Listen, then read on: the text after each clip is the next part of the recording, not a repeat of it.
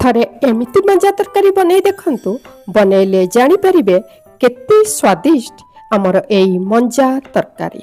नमस्कार, स्वागत करछि आपनकु खांटी ओडिया रोसई रे। धीर जाल कम मसला स्वादिष्ट रोसई आसंतु आरंभ करिबा।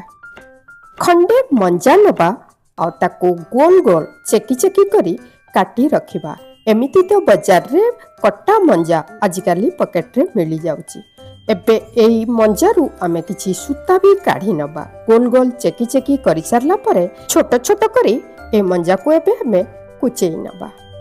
आपण जदि हम चैनल रे नुआ ए चैनल टी को सब्सक्राइब करी बेल आइकन दबे दियंतु नुआ नुआ वीडियो अपडेट पाई। हमरो खांटी ओडिया पारंपरिक रोसई पाई मंजा हमरो कुचे हे गला। एबे हमें को हळदी पानी रे देई थोई नबा।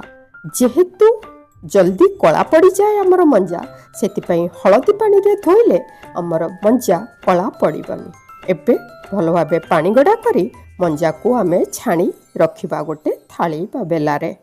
मंजा खाइले पेट भलो सफा हे जाए। एही मंजा को आपण सीधा रांधी परिबे, किंतु एकु पत्थर रे टिके छेची नेले तरकारी बड़ स्वादिया हबो। स्वाद भरपूर मात्रा रे बढ़ी जीवो।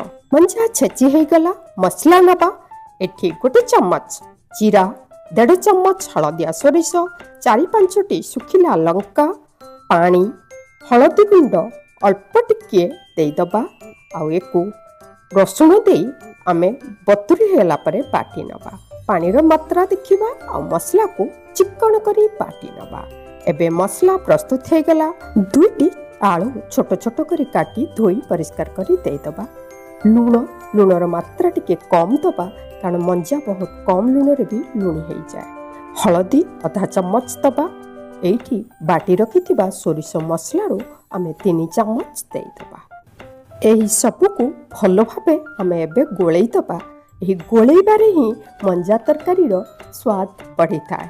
एबे गोटे बड़ चम्मच सोरिष तेल आमे गरम करनबा, धुआं आसीबा पर्यंत। कला जीरा जे आम मंजा तरकारी रो स्वाद बढ़ेइबो एथिरे आमे फुटेई दबा। 2टी सुखिला लंका भी एथिरे छिंडी आमे फुटेई दबा।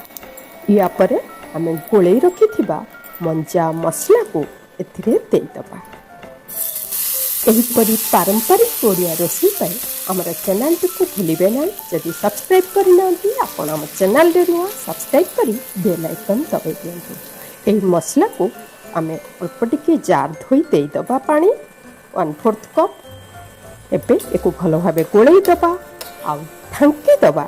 ढांकी देई एको जोर आंच रे थरे बाफ आसीबा जाए छाड़ी दबा। थरे बाफ आसीला परे आमे भलो भाबे एको गोळेई दबा आउ ढांकी दबा। ढांकी देई एको धीर जाल रे पानी मरा हबा पर्यंत रांधिबा को छाड़ी दबा। एबे हमर तरकारी की पानी मरा हे गलानी। ताको भलो भाबे ओलट पलट करि नबा। आउ एइटा परिबा सिजिला कि नाही टिके चेक कर दबा। एबे देखंतु पूरा परिबा भी भलो भाबे सिजि जाईची। एठी गोटे चम्मच कंचा सोरिष तेल देई दबा, जोटा हम तरकारी रो स्वाद को बढ़ाई दबा। आउ एठी एको आमे भलो भाबे गोळेई दबा। आउ आंच एठी धीर करि दबा।